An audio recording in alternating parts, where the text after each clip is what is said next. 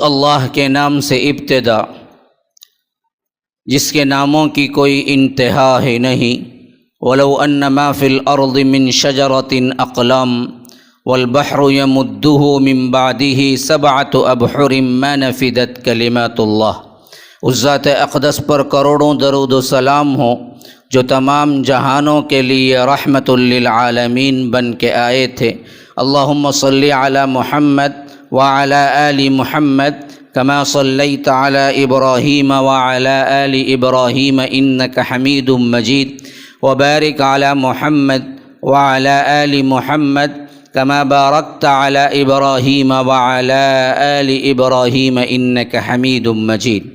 برادران اسلام، واجب الاحترام بزرگوں، دوستوں، عزیز ساتھیوں، لائق احترام ماؤں اور بہنوں، اللہ تبارک و تعالی نے ہمیں سب سے بڑی جو نعمت دی وہ رب العالمین کی معرفت ہے۔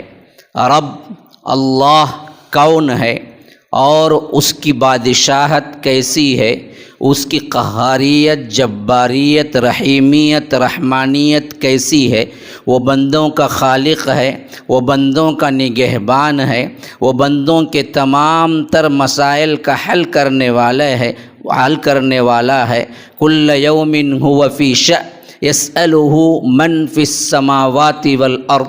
اللہ تبارک و تعالی کہتا ہے آسمانوں اور زمین میں جو کچھ بھی ہے سب اسی سے سوال کرتے ہیں، اسی پہ بھروسہ کرتے ہیں، اسی سے مانگتے ہیں، اور اس کے شان کے لائق وہ ہر وقت ہر دن اس کی الگ الگ شان آن بان ہوتی ہے، وہ عطا کرتا رہتا ہے۔ تو رب العالمین کی معرفت اگر ہم جان لیں تو پھر ہمارا یقین جو ہوگا وہ ویسے ہی ہوگا جیسے اللہ تبارک و تعالی اپنے حبیب کے ذریعے فرماتا ہے کہ پرندے جب اپنے اپنے گھونسلوں سے نکلتے ہیں خالی پیٹ نکلتے ہیں، نہ انہوں نے کبھی کوئی فریج بنایا ہے، نہ انہوں نے کبھی کوئی ذخیرہ اندوزی کی ہے، نہ انہوں نے کبھی کوئی تیاری بزنس بنایا ہے، نہ انہوں نے کبھی کوئی بینک بیلنس بنایا ہے،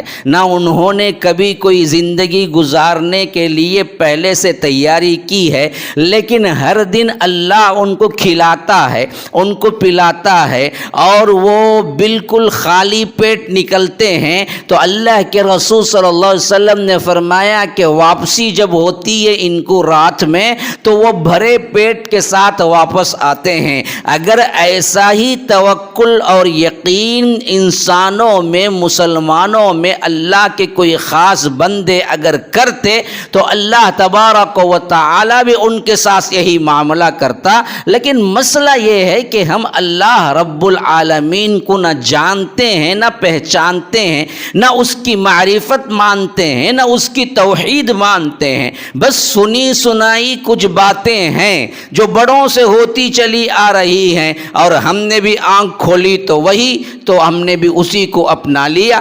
بقیہ ہمارا اپنا یقین اسی پر ہوتا ہے جو آج معاشرے میں کافر بھی کرتا ہے، مشرک بھی کرتا ہے، ملحد بھی کرتا ہے، عیسائی بھی کرتا ہے، یہودی بھی کرتا ہے، سب کا وہی یقین۔ دیکھیے نا جی، ہماری زندگی کا کچھ روٹین اس طرح ہے، بچپن میں کچھ سیکھو، پڑھو، تیاری کرو، کوئی نہ کوئی ڈگری کر لو، یا انجینئر ڈاکٹر بن جاؤ تو کیا ہوگا جی؟ ارے کامیاب ہوگے جی۔ کیا ہوگا جی؟ ارے بہترین نوکری مل جائے گی۔ کیا ہوگا؟ امریکہ چلے جائیں گے، لندن چلے جائیں گے، لاکھوں کی کمائی ہوگی، کھٹیاں ہوگی، اور اسی طرح کیا ہے کار بنگلہ ہوگا۔ اگر نہیں تو کوئی اچھا سا بزنس کر لو، اگر کوئی نہیں تو کم از کم کیا ہے گورنمنٹ سرونٹ کی نوکری ہی ہو جائے۔ بہرکیف جمع پونجی جو ہے وہ اس دنیا میں کچھ کما کے رکھ لو، اصل میں کامیابی ہے۔ میں پوچھتا ہوں آپ سے بڑے ادب کے ساتھ یہ سوال، اصل میں یہی کامیابی ہے؟ کبھی تم نے غور بھی کیا ہے؟ اصل کامیابی کہ یہی ہے کہ دنیا میں آپ سیٹلڈ ہو گئے، دنیا میں آپ نے کما لیا، جما لیا، 4-5 گھر بنا لیے، بینک بیلنس ہے، اچھی اچھی کاریں ہیں، یہ بہترین کھٹی بنگلہ بنا لیا، یہ کامیابی ہے. اور قرآن سے پوچھتے ہیں کامیابی کیا ہے. ہاں اسی قرآن سے جس کا آپ کا بھی ماننا یہ ہے کہ یہ رب العالمین کی طرف سے ہدایت نامہ ہے قیامت تک کے لیے. ان ھذا القرآن یہدی للتی ہی اقوم، یہ قرآن ہے جو تمہارے لیے بڑی سیدھی راہ بتاتا ہے. وَيُبَشِّرُ الْمُؤْمِنِينَ، اور بشارت دیتا ہے ایمان والوں کے لیے. الَّذِينَ يَعْمَلُونَ الصَّالِحَاتِ، جو لوگ نیک عمل کرتے ہیں. ان لہم اجرا کبیرا، ان کے لیے بہت بڑا اجر ہے. وان الذین لا یؤمنون بالآخرہ، اور جو لوگ آخرت پر یقین نہیں رکھتے، اعتدنا لہم عذابا علیما، ہم ان کے لیے دردناک عذاب تیار کر کے رکھے ہیں. اس قرآن کے بارے میں آپ کیا جانتے ہیں؟ کتنا پڑھا ہے؟ کب معرفت حاصل کی ہے؟ قرآن کا ترجمے کے اعتبار سے کس حد تک آپ نے مطالعہ کیا ہے؟ یا عربی تلاوت ہی کتنی کر دی ہے؟ آپ اپنی زندگی میں کبھی غور کر کے دیکھا؟ وہ ہدایت نامہ جو آپ کے لیے، آپ کے آنے والے قیامت تک کے انسانوں کے لیے جو رب العالمین نے سیدھی راہ رکھی، اس میں ہمارا کتنا حصہ ہے میرے بھائیوں؟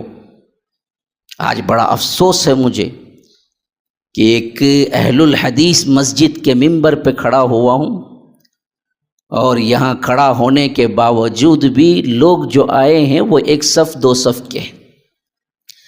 حالانکہ حدیث پہ چلنے والوں کا یہ رویہ ہو تو پھر غیروں سے کیا گلا شکوہ؟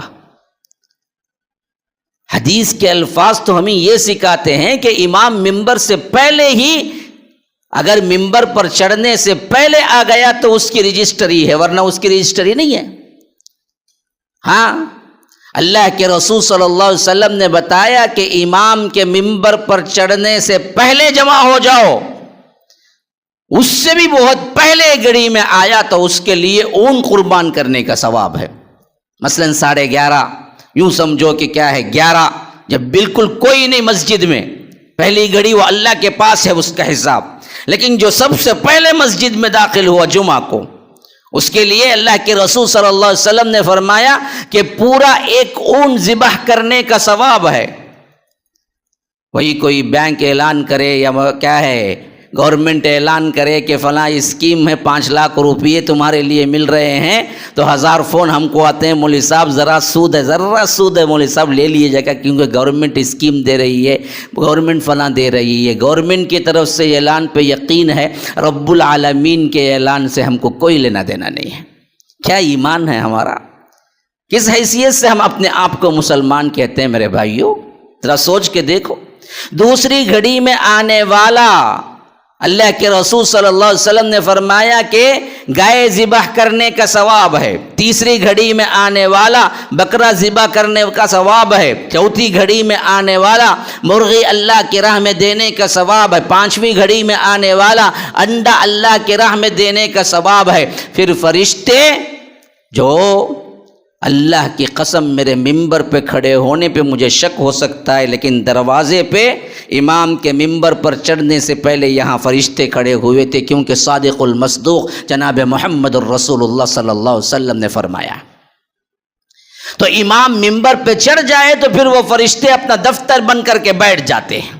پھر آنے والوں کی لسٹ نہیں لکھی جاتی. فقہ کے اعتبار سے اس کا جمعہ تو ہوتا ہے، لیکن تکمیل کے اعتبار سے اس کے جمعہ میں شامل نہیں ہوتا. جو اللہ کے رسول صلی اللہ علیہ وسلم نے بتایا، جو فرشتے رجسٹر لے کے جمعہ کا کھڑے ہوتے ہیں، وہ امام کے ممبر پر چڑھنے کے بعد وہ بھی فرشتے بیٹھ جاتے ہیں خطبہ سننے کے لیے. ہماری حالت کیا ہے؟ روزی روٹی کے معاملے میں ہمیشہ آگے، اللہ تبارک و تعالیٰ کے پکار کے معاملے میں ہمیشہ پیچھے.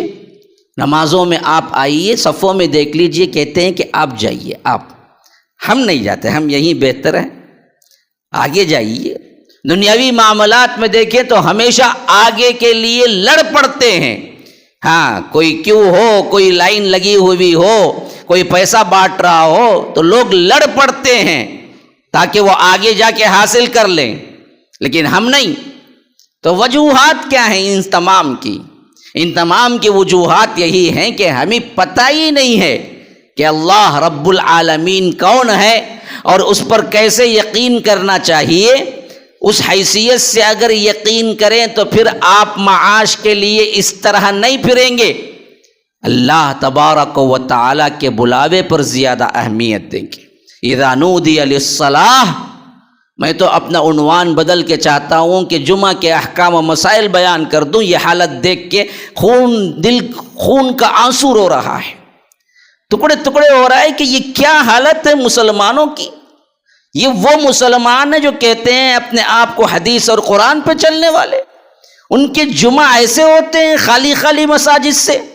حیران ہوں کہ میں نے تقریباً 500 کلومیٹر کی مسافت طے کر کے جمعہ کا خطبہ دینے کے لیے آیا ہوں، 2 دن کی تیاری سے نکل کے آیا ہوں ایک جمعہ کے لیے کہ تاکہ اس کے ذریعے سے آپ لوگوں پر اللہ تبارک و تعالیٰ کی کچھ باتیں پہنچا دوں۔ آپ بازو گھر سے نکل کے 1-2 کلومیٹر سے نہیں جمع ہوتے۔ آخر یہ کیا حالت ہے؟ کس پہ توکل کیا ہے؟ کیسی زندگی ہم گزار رہے ہیں؟ یاد رکھو یہ کامیابی نہیں ہے، قرآن سے پوچھو کامیابی کیا ہے۔ فمن زحزح عن النار وادخل الجنة فقد فاز وما الحیاۃ الدنیا الا متاع الغرور۔ فرمایا دیکھو اصل کامیابی یہ ہے کہ اللہ نے جس کو جہنم کی آگ سے پرے رکھا، جہنم سے بچا لیا، وادخل الجنة فقد فاز، جس کو رب العالمین جنت میں داخل کر دیا، اصل یہی کامیابی ہے۔ فاز کہتے ہیں کامیابی کو۔ وما الحیاۃ الدنیا الا متاع الغرور۔ دیکھو یہ دنیا کی زندگی سوائے دھوکے کے کچھ نہیں ہے، اس کے لیے تیاریاں ہیں، اس کے لیے بھاگ دوڑ ہے، کماؤ جماؤ جماؤ کماؤ، کیا کر لیں گے آپ؟ کیا لے کے جائیں گے؟ موت کس کو چھوڑی ہے؟ اور موت جب آتی ہے تو کیا لے کے آپ جاتے ہیں؟ خالی ہاتھ جاتے ہیں۔ وہ بھی اللہ کا لاکھ لاکھ شکر ہے کہ امت کو اپنے حبیب کے ذریعے بتایا کہ اگر کوئی جا رہا ہو آخری سفر میں تو اسے کفنا کے دفناؤ۔ یہ تو اللہ کا رحم ہے جی، ورنہ تو ہم آئے تھے بغیر کپڑے کے، ہاں ہم تو ننگے پیدا ہوئے تھے۔ اللہ کا شکر ہے کہ اللہ نے دوسرے مسلمانوں پر یہ ذمہ داری دی کہ میت کو کفنا کے دفناؤ، ہاں ورنہ تو ہم ننگے آئے تھے، ملبوس دفنائے گئے۔ یہ اللہ کا رحم ہے کہ امت پر کہ کم از کم اسے کفن کا کپڑا ملا، ورنہ وہ بھی نہ ملتا اس کو، خالی ہاتھ ننگ دڑنگ جیسے آیا تھا ماں کے پیٹ سے ویسے ہی جاتا۔ لیکن اپنے حبیب کے ذریعے حکم دیا کہ اس کو کفنا کے دفناؤ، لیکن ہم نے کیا کیا؟ اسی کو سب کچھ زندگی سمجھ لیا۔ اجل ہی نے چھوڑا نہ کسرا نہ دارا، اسی سے سکندر صفات بہارا، ہر ایک لے کے کیا کیا نہ حسرت سے دھارا، پڑا رہ گیا یوں ہی ٹھاٹ سارا، جگہ جی لگانے کی دنیا نہیں ہے، یہ عبرت کی جا ہے تماشا نہیں ہے۔ یہ زندگی کیا ہے؟ ایک کرائے کا گھر ہے، ایک نہ ایک دن بدلنا پڑے گا، موت جب تجھ کو آواز دے گی گھر سے باہر نکلنا پڑے گا۔ اگر تم نہ نکلو گے تو تمہارے ہی اپنے خاندان کے، تمہارے ہی اپنے لخت جگر، تمہارے ہی اپنے فرزند، تمہارے ہی اپنے بیٹے جن کو تم نے کما کما کے کھلایا، وہ منو مٹی کے اندر تمہیں لے جا کے دفن کر کے آئیں گے۔ یہ دنیا ہے میرے بھائیوں، اصل تو آخرت ہے، اور آخرت پر یقین اسی وقت آئے گا جب رب العالمین پر یقین آئے۔ ہاں رب العالمین نے ہمیں پیدا کیا، رب العالمین نے ہمیں پروان چڑھایا، یہ پوری دنیا کو رب العالمین نے بنایا، اور اس کی حقیقت کیا ہے؟ رب العالمین کی بادشاہت، ملکوتیت، اس کے لیے میں نے طٰہٰ کے کچھ آیتیں پڑھی۔ میں ابھی عنوان میں داخل نہیں ہوا ہوں، میں نے ماحول بنایا ہے کہ عنوان پہ سننے کے لیے تیار ہو، پھر تو ہم بات کریں گے، ورنہ خطبہ اور مختصر کر دیں گے۔ تو میں نے ابھی صرف تیاری دی ہے، آپ کو انٹروڈکشن دیا ہے۔ میرا عنوان تھا اللہ پر ہمارا یقین کیسے ہونا چاہیے۔ تو اس میں سب سے پہلے لفظ ہے اللہ۔ یقین تو اس وقت پیدا ہوگا نا جی جب ہم اللہ کون ہے یہ جانے. رب العالمین کی معرفت کے بغیر یقین کیسے پیدا ہوگا؟ بھائی یقین کا ایک دوسرا معنی ہوتا ہے توکل. یہ لفظ قرآن اور حدیث میں بہت استعمال ہوا ہے. وَمَن يَتَوَكَّلْ عَلَى اللَّهِ فَهُوَ حَسْبُهُ. فرمایا کہ جو کوئی اللہ پر توکل کر لیتا ہے وہ کافی ہے. ہاں وہ اللہ تبارک و تعالی اس کے لیے کافی ہو جاتا ہے ہر معاملے میں.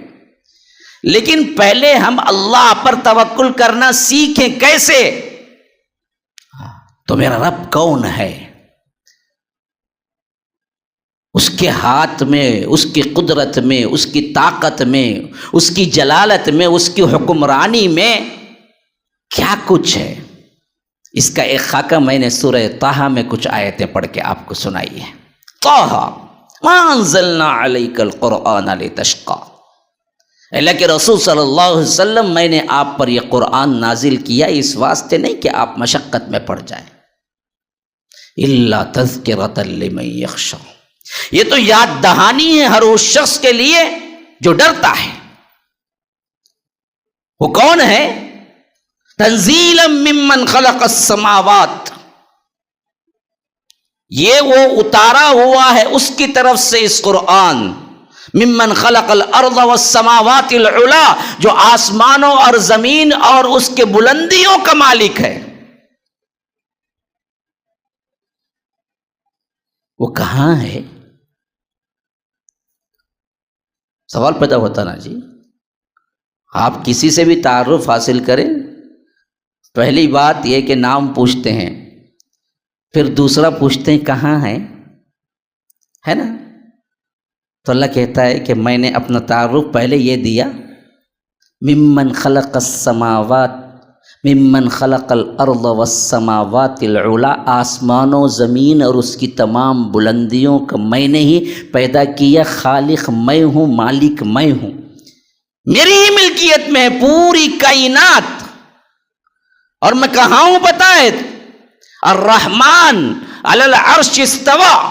عرش پر مستوی ہے، وہ رحمان ہے. ہاں یہ نہیں کہا کہ الجبار علی العرش استوى، القہار علی العرش استوى. اپنے ناموں کی وہ صفتیں جو کہ رب العالمین کے ہیں، لیکن اس میں اللہ اور بندے کا تعلق وہ نہیں ظاہر ہوتا ہے جو رحم دلی سے ہے. تو اللہ نے اپنے تعارف میں سب سے پہلے رحم کو بتایا ہے. میں بڑا رحمان ہوں تم پر.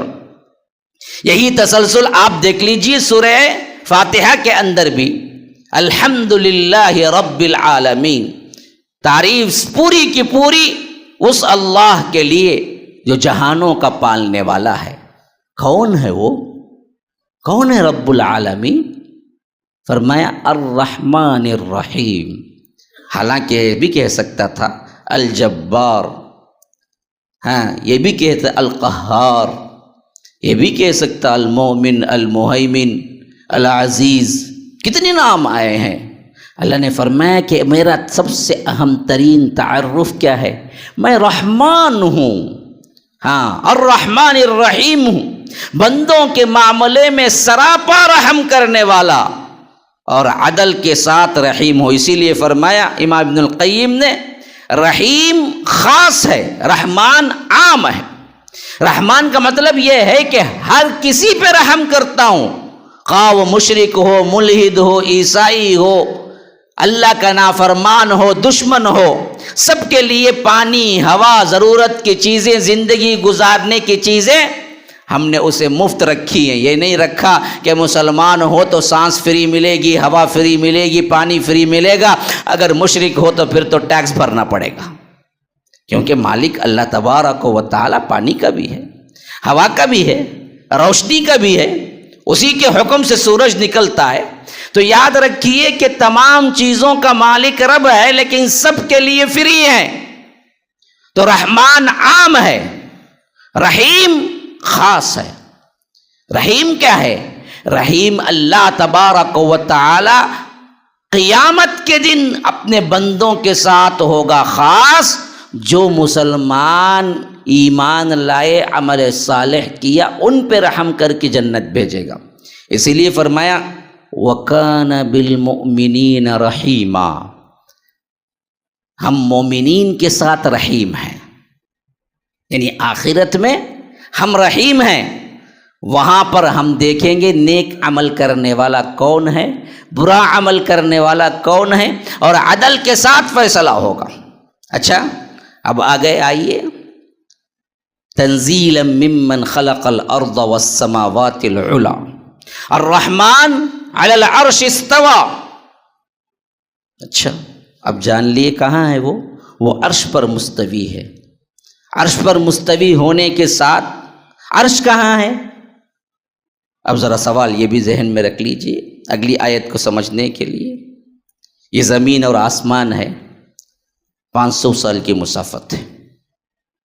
اللہ کے رسول صلی اللہ علیہ وسلم نے فرمایا کہ زمین اور آسمان کا سفر اگر کوئی جائے تو 500 سال لگیں گے پہلے آسمان تک پہنچنے کے لیے، پہلے آسمان سے دوسرے آسمان تک 500 سال لگیں گے، اور ایک آسمان کی موٹائی کو پورا کرنے کے لیے بھی 500 سال لگیں گے۔ یعنی موٹائی تہ، اتنا موٹا ہے آسمان کہ ایک تہائی تہ سے دوسرے کنارے پر پہنچنے کے لیے بھی 500 سال لگیں گے۔ ایسے 7 آسمانوں کا فاصلہ، اور پھر اس کے موٹائی کا فاصلہ 3500 سال، 3500 سال، 7000 سال خالی آسمانوں کو پورا کرنے میں لگ جائیں گے۔ پھر اس کے بعد اس کے اوپر اللہ تبارک و تعالی نے دریا رکھا ہے جس کی گہرائی بھی 500 سال کی مسافت ہے۔ پھر اس کے اوپر عرش ہے جس کی گہرائی بھی 500 سال کی مسافت ہے۔ پھر عرش پر رب العالمین ہے۔ تو اتنا دور ہونے کے باوجود بھی اتنا قریب ہے۔ وَنَحْنُ أَقْرَبُ إِلَيْهِ مِنْ حَبْلِ الْوَرِيدِ، تمہارے رگ جان سے زیادہ میں قریب ہوں۔ کیسے؟ علم کے اعتبار سے تم جو کچھ بھی کرتے ہو وہ جانتا ہوں۔ ہاں دور ہوں کا مطلب یہ نہیں، اس لیے فرمایا لَهُ مَا فِي السَّمَاوَاتِ وَمَا فِي الْأَرْضِ وَمَا بَيْنَهُمَا وَمَا تَحْتَ الثَّرَى، اسی کے لیے ہے آسمان اور اسی کے لیے زمین اور جو کچھ اس کے اندر ہے، اور تحت الثری گہرائی، زمین کی گہرائی اور گہرائی کے اندر جو کچھ ہے وہ بھی اسی کے لیے ہے۔ اور ایسا علم میں اور ایسا آپ کی ایک ایک بات کو دیکھنے اور سننے میں اس طرح ہے جیسے فرمایا کہ وَإِن تَجْهَرْ بِالْقَوْلِ فَإِنَّهُ يَعْلَمُ السِّرَّ وَأَخْفَى، تم اگر زبان کھول کے بولو وہ بھی سن لیتا ہے، کان میں سرگوشی کرو وہ بھی سن لیتا ہے، یا نہ بولو دل میں سوچو وہ بھی سن لیتا ہے۔ ہاں یہ رب ہے تمہارا، تجہر بالقول، زبان سے بولو سن لیتا ہے، یعلم السر، مخفی بات کرو وہ بھی سن لیتا ہے، وہ اخفا، دل کے اندر ہی بڑبڑاؤ، پاس بیٹھے ہوئے کو کیا بلکہ تم کو سمجھ نہ آئے لیکن میرا رب کو سمجھ آتی ہے کہ تمہارے اندر کیا پک رہا ہے، کیا سوچ رہے ہو تم، تمہارا ایک ایک عمل رب کے نگاہ میں ہے۔ وہ کون ہے؟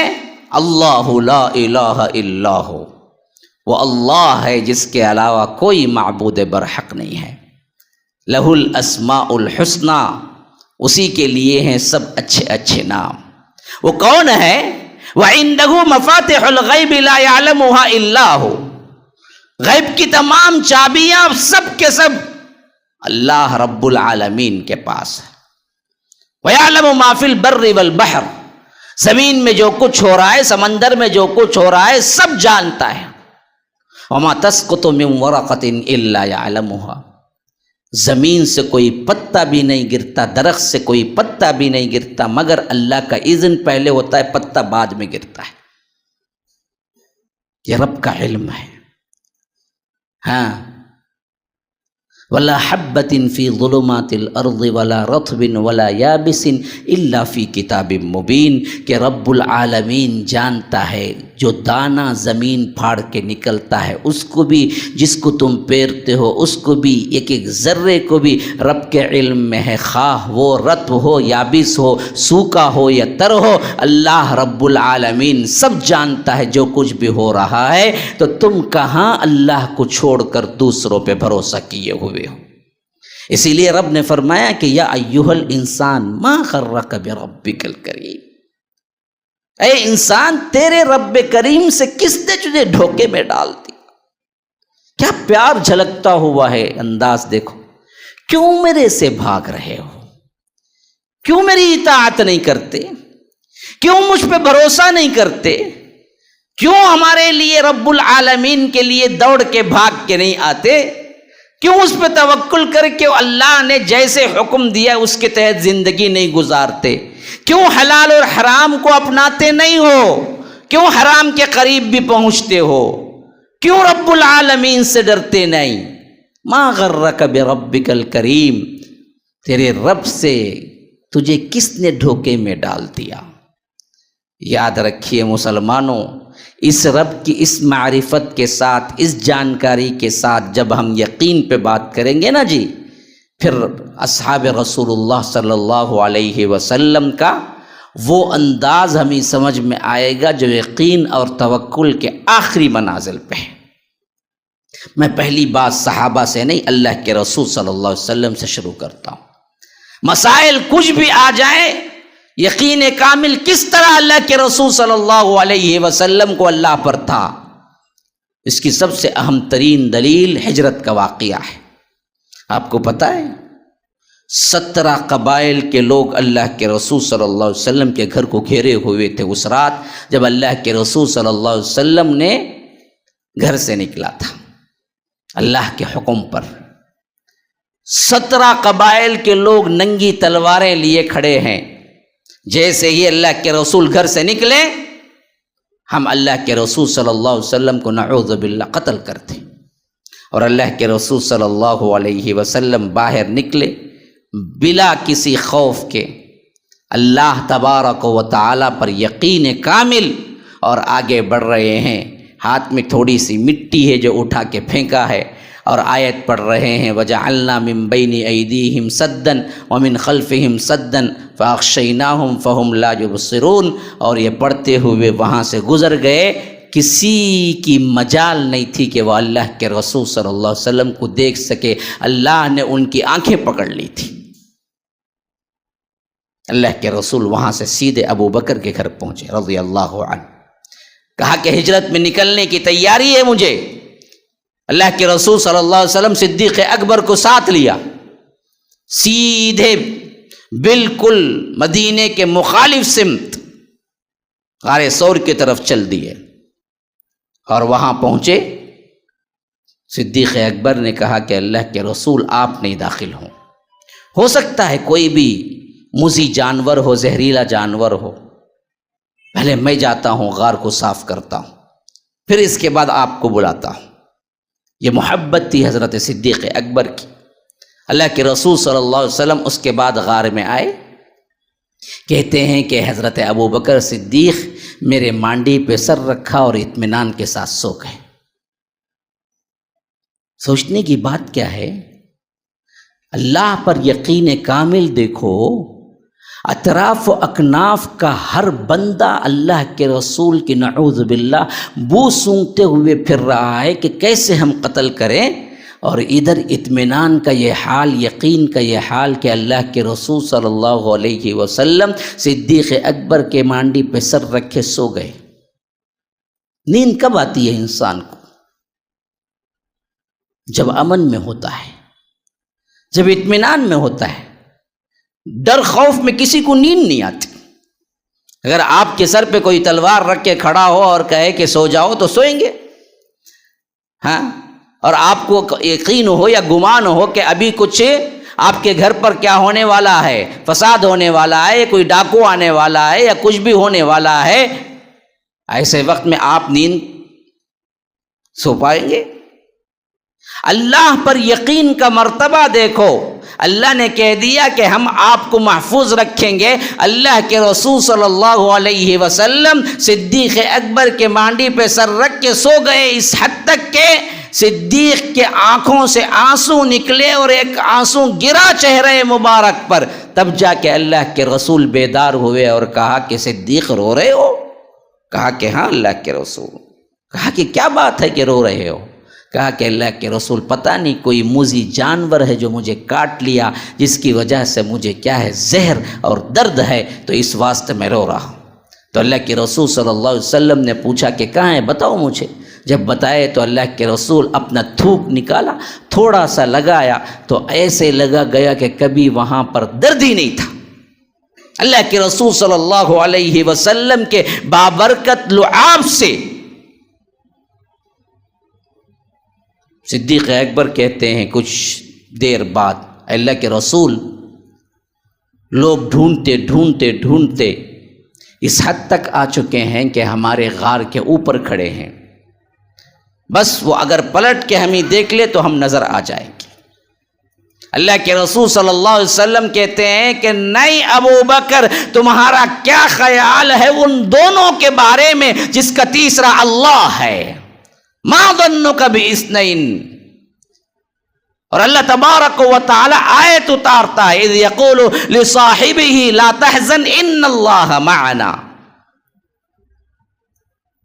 یاد رکھو جب اپنے تم صحابی سے کہہ رہے تھے کہ ڈرو مت، غم نہ کرو، اللہ ہمارے ساتھ ہے۔ دشمن کیا ہے؟ بالکل سر پہ کھڑا ہوا ہے۔ یقین کی یہ کیفیت ہے کہ اگر اللہ مجھے بچانے والا ہے تو کائنات کا کوئی ذرہ، کائنات کی کوئی مخلوق، کائنات کے تمام طاقتور ترین لوگ بھی مل کے مجھے کچھ نہیں کر سکتے۔ آج یہ یقین کامل ہوتا تو آج ہم اس ڈر کی کیفیت سے نکل جاتے جو ہم ڈر ڈر کے آج ہندوستان کے اندر اپنے وجود کی بھی پریشانی اور کوششوں میں لگے ہوئے ہیں۔ ہمارا وجود بھی خطرے میں ہے، ہمیں یقین ہی نہیں ہے رب پر۔ اور رب اس نے ہم سے وعدہ کیا ہے کہ جب تک ہے اللہ اللہ کرنے والا تب تک قیامت نہیں آئے گی۔ گویا کہ دوسرے لفظوں میں یہ ہے کہ جب تک مسلمان ہیں تب تک دنیا ہے، اگر مسلمان ختم ہے تو دنیا ختم ہے۔ ہماری بقا سے دنیا کی بقا ہے۔ ہاں، ہم کو مٹانے والے مٹ جائیں گے، مٹ گئے اس سے پہلے، لیکن کوئی مٹا نہ سکا، کیونکہ اصل میں اگر ہم مٹ گئے تو پھر تو دنیا بھی باقی نہیں رہے گی۔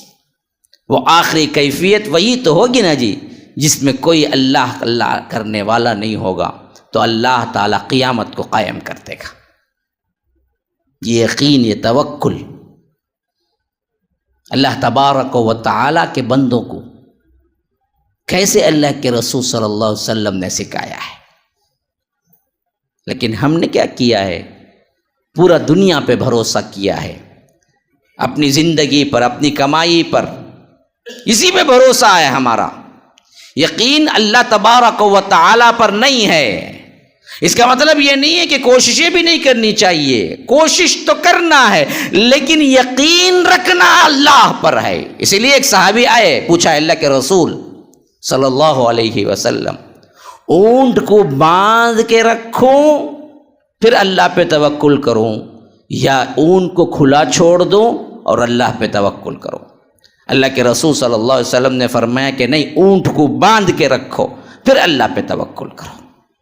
اسباب اختیار کرنا چاہیے، لیکن یقین ہرگز بھی نہیں ان اسباب پر نہیں، یقین تو رب العالمین پر ہونا چاہیے۔ جو کچھ بھی ہو رہا ہے ہوگا، عطا ہوگا، نہیں ہوگا۔ قل ان ربی یبسط الرزق لمن یشاء ویقدر، آپ کہہ دیجئے کسی کا رزق کشادہ کرنا اور کسی کا تنگ کرنا، تنگی دینا یا فراغی دینا اللہ کے ہاتھ میں ہے۔ وہ جسے چاہتا ہے مال دیتا ہے، جسے چاہتا ہے غریب بناتا ہے۔ انہ کان بعبادہ خبیرا بصیرا، کہ بے شک رب العالمین اپنے بندوں کی بہت ہی خبر گیری رکھنے والا ہے۔ تو اب آگے آئیے، اللہ کے رسول صلی اللہ علیہ وسلم نے حکم دیا، تبوک کا موقع ہے، بڑا عجیب موقع ہے، مقابلہ تقریباً 2 لاکھ سے ہے، اور ادھر مسلمان بالکل سامان جنگ سے محروم ہے، اور اللہ کے رسول صلی اللہ علیہ وسلم اعلان کرتے ہیں کہ جو کچھ ہو سکے اللہ کی راہ میں لاؤ، دو اللہ کی راہ میں۔ صحابہ جتنا ہو سکتا ہے دے رہے ہیں، لیکن اس میں ایک صحابی وہ ہیں جو قیامت تک کے لیے مثال قائم کر گئے۔ یقین کامل کی یہ مثال کہیں آپ کو دیکھنے میں نہیں ملے گی۔ اللہ کے رسول صلی اللہ علیہ وسلم نے پکار لگائی، اللہ کی راہ میں دو، بس گھر کو پوچھ کے رکھ دیا، جمع پونجی جو بھی تھی سب باندھ لیا، سیدھے آئے اللہ کے رسول صلی اللہ علیہ وسلم کے پاس۔ اللہ کے رسول صلی اللہ علیہ وسلم نے پوچھا، صدیق کیا لائے ہو؟ کہا کہ کیا ہے؟ اللہ کے رسول سب لایا ہوں سوائے اللہ اور اس کا رسول کا نام چھوڑ کے، گھر میں کچھ نہیں ہے، ہاں جو کچھ ہے سب لا کے رکھ دیا میں نے، کل کے دن کیا ہوگا، کیسے ہوگا، کیسے چلے گا، ہمیں اس سے کوئی فرق نہیں۔ آپ کا اعلان تھا، ہم نے سب کچھ لا کے رکھ دیا، کوئی ایک چیز بھی گھر میں ہم نے نہیں چھوڑی۔ گھر میں کیا چھوڑ آئے ہو؟ تو کہا کہ اللہ اور اس کے رسول کا نام چھوڑ کے آیا۔ پروانے کو چراغ تو بلبل کو پھول، بس صدیق کے لیے تو خدا کا رسول بس۔ اگر آج کوئی ایسا خرچ کرے نا، ہم بولیں گے پاگل جی، اللہ بولا کہ ایسا؟ پہلے خود کو رکھو جی۔ یہ باتیں کہاں گئے صدیق کے سلسلے میں؟ انہوں نے سب کچھ نہیں لٹا دیا، اور لٹانے کے بعد کیا غریب مرے؟ نہ، اللہ نہیں دیا انہیں۔ یقین کامل دیکھو، یقین کامل۔ ایک صحابی آئے اللہ کے رسول صلی اللہ علیہ وسلم کے پاس ایک مسئلہ لے کے۔ مسئلہ یہ تھا کہ بازو کا جو پڑوسی تھا اس کے پاس بہترین کنواں اور پانی، بہترین ٹھنڈا پانی تھا، وہ دراصل دینے سے روک رہا تھا پڑوسی کو، اور اس کے پاس جو صحابی ہیں ان کے پاس پیسہ نہیں تھا اتنا کہ اس سے خرید سکے۔ اللہ کے رسول صلی اللہ علیہ وسلم نے فرمایا کہ اگر اس کو خرید کے کوئی مسلمانوں کے لیے وقف کر دے، یہ ٹھنڈے پانی کا کنواں جس میں باغ ہے، تو ہم اس کے بدلے جنت میں ایک باغ کا وعدہ کرتے ہیں۔ ابو دادا آئے، کہا اے اللہ کے رسول صلی اللہ علیہ وسلم کیا اس صحابی کے لیے خاص ہے؟ نہیں، سب کے لیے۔ فرمایا کہ سب کے لیے۔ تو کہا تو پھر فلاں جو سب سے بہترین باغ ہے میرا، میں قربان کرتا ہوں، میں اللہ کی راہ میں دیتا ہوں، اور آپ جیسے چاہیں استعمال کر لیں۔ اور سیدھے آئے، اپنی بیوی سے کہا کہ باہر نکلو، میں یہ باغ اللہ تبارک و تعالی کی راہ میں دے چکا ہوں۔ جو جمع پونجی تھی وہ وہی تھی۔ اللہ کے رسول صلی اللہ علیہ وسلم کی ایک بات پر کہ اللہ اس کے بدلے جنت میں تمہیں ایک باغ دے گا، تو انہوں نے کہا کہ یہ باغ کوئی حیثیت ہی نہیں رکھتا، اور آئے حتیٰ کہ اندر بھی داخل نہیں ہوئے۔ کہا کہ بی بی سے کہ میں یہ اللہ کے راہ میں دے چکا ہوں، میں باغ کے اندر بھی، تم بچوں کو لے کے باہر آ جاؤ۔ سب کچھ قربان کر دیا۔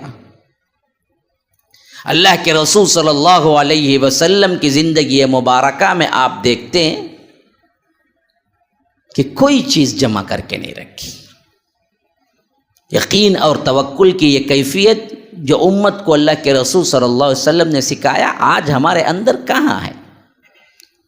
عمومی طور پر اللہ کے رسول صلی اللہ علیہ وسلم نماز پڑھنے کے بعد، خاص طور پر فجر کی نماز پڑھنے کے بعد کچھ دیر بیٹھا کرتے صحابہ کے پاس، اور کبھی کبھی باتیں بھی ہوتی، کبھی خواب کی تعبیر پوچھے جاتی۔ ایک مرتبہ اللہ کے رسول صلی اللہ علیہ وسلم نماز فجر ادا نہیں کی، فوری اٹھ کے گئے گھر پہ، کچھ دیر بعد واپس آ کے پھر اپنی مجلس کنٹینیو کی۔ صحابہ پریشان تھے، کہا کہ اللہ کے رسول صلی اللہ علیہ وسلم، آپ کبھی بھی یہ معمول نہیں کہ آپ فوری طور پر اٹھ کے جائیں، آج کیا ہے؟ فرمایا کہ میرے گھر میں خیال آیا کہ چند سکے پڑے ہوئے ہیں سونے کے، اور میں نہیں چاہتا تھا کہ میرے گھر میں چند دنیا کے سکے پڑے ہوئے ہوں، اس واسطے میں فوری طور پر گیا اور حکم دیا کہ اس کو صدقہ کر دو، پھر آ کے بیٹھا، میں نہیں چاہتا کہ میرے گھر میں سونے کی کوئی چیز ہو۔ کبھی کوئی جمع نہیں کیا۔ یقین کی یہ کیفیت آپ دیکھیں نا جی ذرا، کہ جتنے احکامات ہیں اس پر عمل کرنے والے سب سے پہلی شخصیت خود جناب محمد الرسول اللہ صلی اللہ علیہ وسلم ہے۔ نماز کا حکم دیا تو نماز خود پڑھی اور بتایا کہ کیسے پڑھنا ہے۔ لیکن ایک بات ہے جس کو اللہ کے رسول صلی اللہ علیہ وسلم نے ادا نہیں کیا۔ آپ کو معلوم ہے اللہ کے رسول صلی اللہ علیہ وسلم نے پوری زندگی میں کبھی زکوٰۃ ادا نہیں کی۔ ہاں، پوری زندگی میں کبھی زکوٰۃ ادا نہیں کی۔ وجہ کیا ہے؟ نصاب کو پہنچا ہی نہیں مال۔ زکوٰۃ تو ان کے لیے ہے نا جن کا نصاب پہنچے۔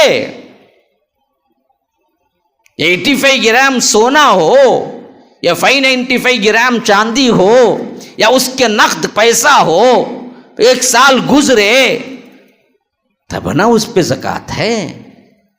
اللہ کے رسول صلی اللہ علیہ وسلم نے ایک پائی کبھی اکٹھا کر کے نہیں رکھا تو زکوٰۃ کیسے فرض ہوگی؟ اللہ پر یقین کا یہ معاملہ کہ کسی معاملے میں کبھی ایک پیسہ ایک چیز اکٹھا کر کے نہیں رکھا، کل کے لیے کوئی تیاری کھانا نہیں پکاتے۔ یقین کامل کا اعتبار اگر کرنا ہے تو اس روایت سے کیجئے جس میں اماں عائشہ رضی اللہ عنہا کہتی ہیں کہ ہمارے گھر میں 2 مہینے گزر جاتے چولہا نہ جلتا۔ 2 مہینے گزر جاتے چولہا نہ جلتا۔ صحابہ نے پوچھا، اماں پھر آپ کا گھر کیسے چلتا، کیا کھاتے آپ؟ فرمایا کہ 2 کالی چیزوں پر، ایک پانی اور ایک کھجور، اور وہ بھی پورے دن کے لیے ایک ملتا، کبھی کبھی ایک کھجور پہ پورا دن کا گزارا ہو جاتا۔ ہاں، اور یہ بات ایسے ہی نہ رکھیں کہ اللہ کے رسول کے زمانے میں تنگی تھی اس واسطے ایسے ہوا، نہ، اس کے بعد فراغی بھی بہت آئی، لیکن توکل اور یقین کا یہ حال تھا کہ اصحاب رسول اللہ صلی اللہ علیہ وسلم نے کبھی جمع کر کے نہیں رکھا، اللہ کی راہ میں خرچ کیا۔ اتنا خرچ، اماں عائشہ کے پاس 1,00,000 درہم آئے، 1,00,000 درہم۔ رات کو کھانے کو کچھ نہیں تھا تو روزے تھی، اور صبح 1,00,000 درہم، اور اپنی لونڈی کو سامنے بٹھایا، کہا کہ فلاں کے گھر اتنا دے آؤ، اتنا دے آؤ، اتنا دے آؤ، اتنا دے آؤ، اتنا دے آؤ۔ سخاوت کرتی گئی، حتیٰ کہ جب اٹھی تو دامن جھاڑ کے اٹھی کہ 1 درہم بھی باقی نہ بچا۔ جب افطار کا وقت آیا تو لونڈی نے کہا کہ اماں کچھ 1 درہم ہی بچا لیتی تو میں افطار کے لیے کچھ تو آپ کے لیے لے کے رکھ دیتی۔ تو اماں عائشہ نے کہا کہ مجھے خیال ہی نہیں تھا، شاید تو یاد دلا دیتی تو میں رکھ دیتی۔ 1,00,000 درہم ایک ہی دن میں خرچ کیا۔ ہاں، حتیٰ کہ افطاری کے لیے کچھ کھانے کی چیزیں لینے تک کا کیا خیال نہیں ہے، پانی سے افطار کیا۔ یہ زندگی ہمیں اصل میں کیا سکھاتی ہے میرے بھائیوں؟ خواتین کے لیے اس میں کیا سبق ہے؟ دنیا میں اصل میں جینا ہے آخرت جمع کرنے کے لیے، دنیا جمع کرنے کے لیے نہیں ہے۔ اس یقین کے ساتھ جینا ہے کہ آپ کا جتنا بھی اللہ نے تقدیر میں کھانا پانی زندگی رکھ دی ہے وہ مل کے رہنے والا ہے، اصل تو آخرت کی تیاری ہے، اور رب العالمین آپ کا حساب لے گا، اور جب حساب لے گا تو یاد رکھو لا یغادر صغیرۃ ولا کبیرۃ الا احصاها، نہ چھوٹا کوئی معاملہ چھوڑا جائے گا نہ بڑا، سب کا سب اللہ گن رکھا ہے، ووجدوا ما عملوا حاضرا، کہ سب کا سب پورا نامہ اعمال تمہارے سامنے ہوگا، اور اس وقت ولا یظلم ربک احدا، اللہ اپنے بندوں پر کبھی ظلم کرنے والا نہیں ہے، تو وہاں تمہارے اعمال چلیں گے۔ تو یہ بہت بڑی آپ کے لیے آفر ہے کہ اس 60-70 سالہ زندگی میں جو کچھ ملا وہ اللہ کے لیے خرچ کر دو اور دائمی جنت اپنے لیے قبول کر لو۔ اسی لیے تو فرمایا کہ میرے بندے کیسے ہوتے ہیں، ان اللہ اشتری من المؤمنین انفسهم واموالهم بان لهم الجنہ، اللہ نے مومنین کے جانوں اور مالوں کو خرید لیا ہے جنت کے بس، نہ تمہارا مال تمہارا نہ تمہاری جان تمہاری۔ اگر واقعی تم جنت چاہتے ہو، یہ دنیا نہیں، تو نہ تمہارا مال تمہارا نہ تمہاری جان تمہاری، اللہ نے خرید لیا ہے تمہارے۔ ہاں، اس کے عوض اللہ نے تمہیں جنت دینے کا وعدہ کیا ہے۔ کون ہے جنت کے طلبگار؟ کون ہے یہ سودا کرنے والے؟ کون ہے مغفرت کی طرف دوڑ لگانے والے؟ سارعوا الی مغفرۃ من ربکم وجنۃ عرضها، ایک جگہ فرمایا کہ کعرض السماء والارض، ایک جگہ فرمایا کہ عرضها السماوات والارض، وہ جنت جس کی چوڑائی زمین آسمان کے برابر ہے، اتنی بڑی جنت۔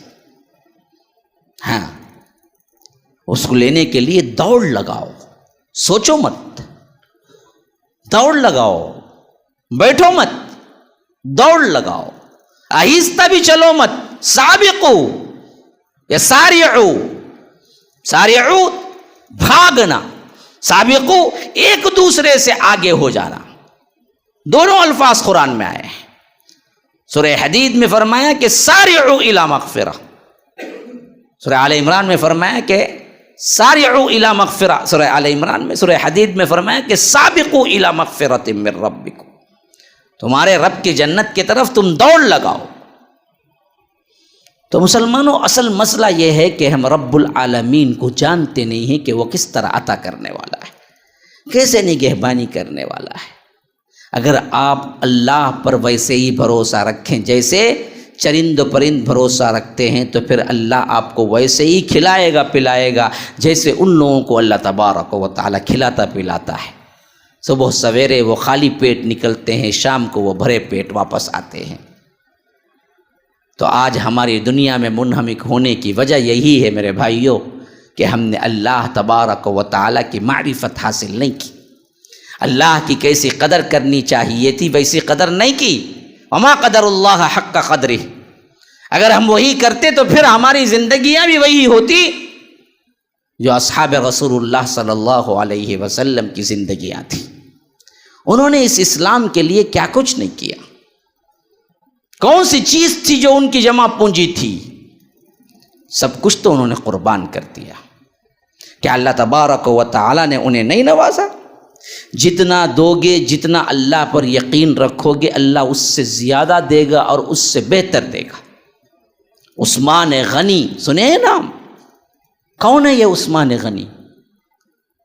یہ عثمان غنی تو وہ ہیں کہ جن کے اونٹ اور جن کے تجارت کے سامان اترتے تو مدینے کی گلیاں بھر جاتی تھی، لیکن دینے میں بھی ایسے تھے کہ جب دینے پہ آتے تھے تو سب کچھ لٹا دیتے تھے، لیکن اللہ تعالیٰ ان کو جب دیتا تو اس کا دگنا دیتا۔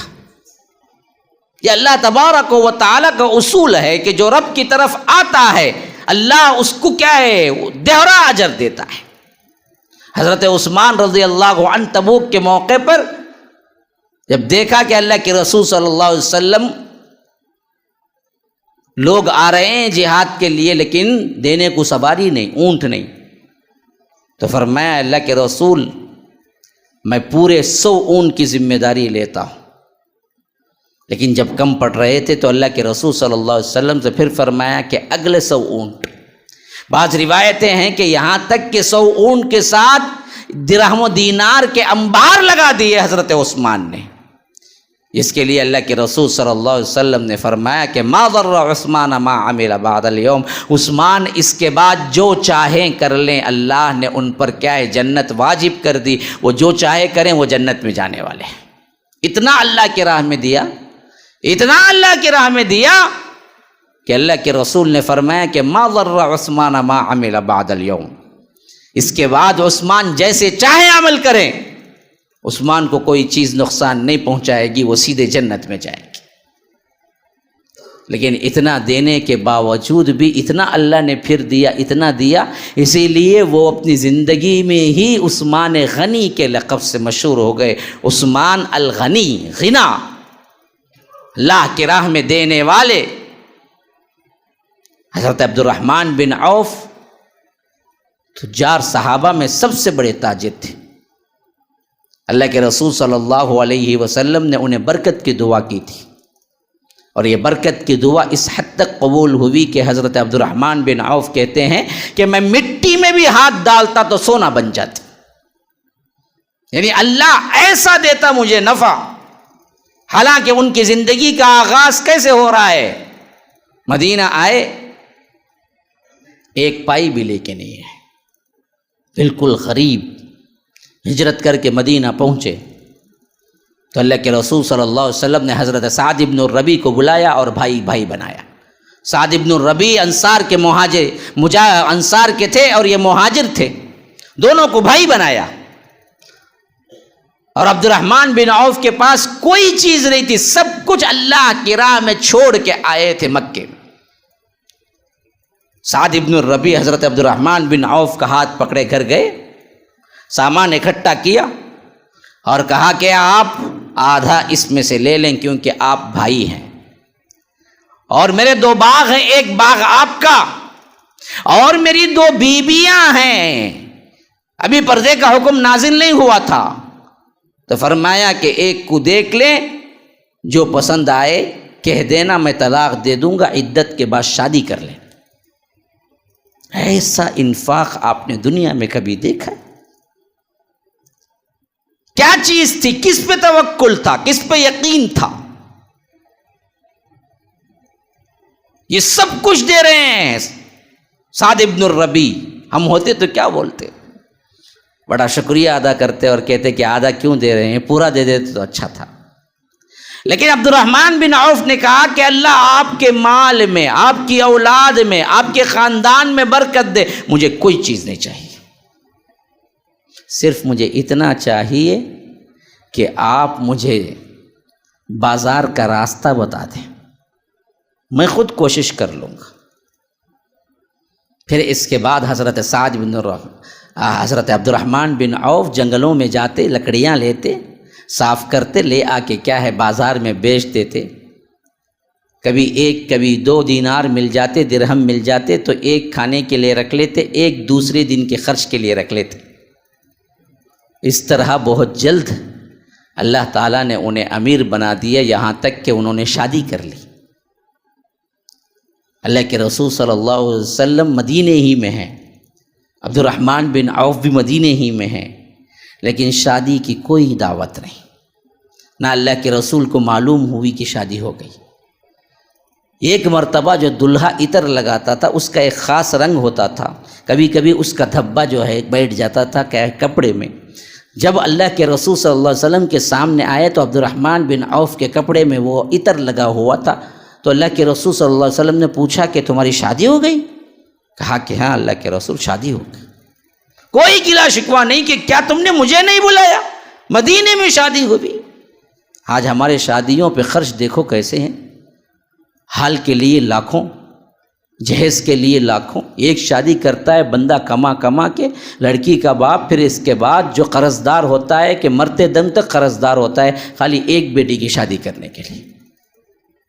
ہم نے یہ چیزیں بدعات رسومات تو ایجاد کر لی، لیکن اصل حقیقی شریعت کو ہم بھول گئے. بلانے کا کوئی تصور ہی نہیں تھا.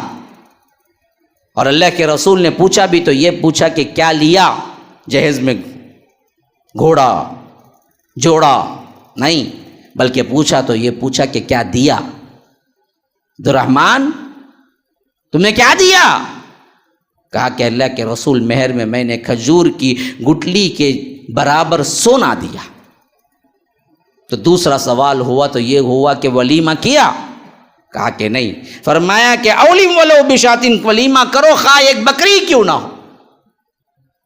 پھر اس کے بعد وہ مشہور دعا جو ہم دیتے ہیں بارک اللہ لک و بارک علیک، وہ دعا دی تو اس برکت کا نتیجہ یہ نکلا، عبد الرحمن بن عوف کہتے ہیں کہ پھر میں اگر مٹی میں بھی ہاتھ ڈالتا تو سونا بن جاتی۔ تو میرے بھائیو، یہ تمام واقعات میں آپ کے سامنے جو بیان کیا، اس کی دو باتیں خلاصے کے طور پر یاد رکھ لیجیے، کیونکہ جمعہ کا وقت بڑا تنگ ہوتا ہے اور اس میں بھی مجھے وقت اچھی طرح دیا گیا واقعتاً، لیکن افسوس کے ساتھ یہ کہنا پڑتا ہے کہ آپ لوگوں نے اس سے فائدہ نہیں اٹھایا۔ کوئی آیا تو پاؤ گھنٹے کے بعد، کوئی 20 منٹ کے بعد، کوئی 30 منٹ کے بعد، گویا کہ اس کے اپنے تصور میں آیا کہ وہ آئے گا سیدھے کیا ہے نماز پڑھے گا نکل جائے گا۔ جمعہ میں بھی ہم آدھا ایک گھنٹہ دینے کو تیار نہیں ہیں۔ اللہ کی مسجد میں آتے ہیں تو ہمیں پریشانی ہوتی ہے کہ کب نکلیں گے، مال وغیرہ بازار جاتے ہیں تو ہمیں دن کے دن گھنٹوں کے گھنٹے لگ جاتے ہیں، کبھی ہم کو پریشانی نہیں ہوتی۔ اللہ کی قسم، دو باتیں یاد رکھ لو اس خطبے کے عوض۔ خطبے میں امام ممبر پر چڑھنے سے پہلے مسجد میں آؤ، خواہ وہ کوئی بھی امام ہو۔ اصل امام کا مسئلہ نہیں ہے، یہ شریعت کا مسئلہ ہے کہ آپ کو مسجد میں اس وقت آنا چاہیے جب امام ممبر پر ابھی نہ چڑھا ہو۔ ہر جمعہ آپ ایک اونٹ کا ثواب حاصل کر سکتے ہیں، ہر جمعہ آپ ایک گائے کا ذبح کرنے کا ثواب حاصل کر سکتے ہیں۔ ان احادیث کو سننے کے بعد بھی اپنے جمعہ کی اصلاح نہ کریں، ایسے ہی آخری وقت میں آئے تو یاد رکھو جیسے سبت والوں کا اللہ تبارک و تعالی نے انتقام لیا اور بندر بنا دیا، ہو سکتا اللہ ہمارے دلوں کو بھی بندر بنا دے۔ ان لوگوں کو تو اصلی شکل بنا دیا۔ یہودیوں نے بھی ان کے اپنا مبارک دن جو ہفتے کا تھا پامال کیا، تو اللہ نے اس کے عوض انہیں بندر بنا دیا۔ جو واقعہ سورہ بقرہ کے اندر موجود ہے، وَلَقَدْ عَلِمْتُمُ الَّذِينَ اعْتَدَوْا مِنْكُمْ فِي السَّبْتِ فَقُلْنَا لَهُمْ كُونُوا قِرَدَةً خَاسِئِينَ۔ فرمایا کہ تمہیں یاد نہیں ہے، وہ واقعہ ذکر کرو جو ہفتے والوں کا تھا، جنہوں نے کیا کیا، ہفتے کے دن کے مبارک ان کا جو معاملہ تھا اس کو انہوں نے پامال کیا، تو ہم نے انہیں پکڑ لیا، کہا کہ ذلیل و خوار ہو کے بندر بن جاؤ، وہ بندر بن گئے۔ تو جمعہ کی اہمیت یہ ہے کہ آپ ممبر پر کھڑا ہونے سے پہلے آ جائیں۔ دوسری بات میرے اس کا خلاصہ یہ ہے کہ زندگی کے ہر معاملے میں اللہ پر یقین کامل رکھیں تو اللہ دنیا و آخرت کے تمام معاملات آپ کے لیے سنوار دے گا۔ ھذا وباللہ التوفیق، صلی اللہ وسلم علی نبینا محمد۔ اسأل اللہ لی ولکم ولسائر المسلمین من کل ذنب فاستغفروہ انہ هو الغفور الرحیم۔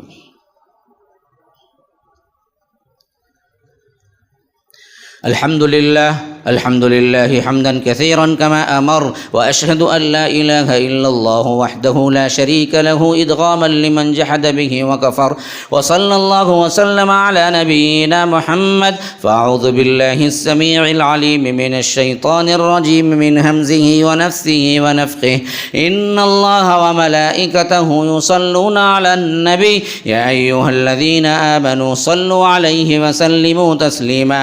اللهم صل على محمد وعلى آل محمد كما صليت على إبراهيم وعلى آل إبراهيم إنك حميد مجيد، وبارك على محمد وعلى آل محمد كما باركت على إبراهيم وعلى آل إبراهيم إنك حميد مجيد، وصل على جميع الأنبياء والمرسلين والملائكة المقربين والخلفاء الراشدين، خصوصا منهم أبي بكر وعمر وعثمان وعلي رضوان الله تعالى عن الصحابة كلهم أجمعين. فأعوذ بالله من الشيطان الرجيم. إن الله يأمر بالعدل والإحسان وإيتاء ذي القربى وينهى عن الفحشاء والمنكر والبغي يعظكم لعلكم تذكرون. اذكروا الله يذكركم وادعوه يستجب لكم ولذكر الله أكبر والله يعلم ما تصنعون.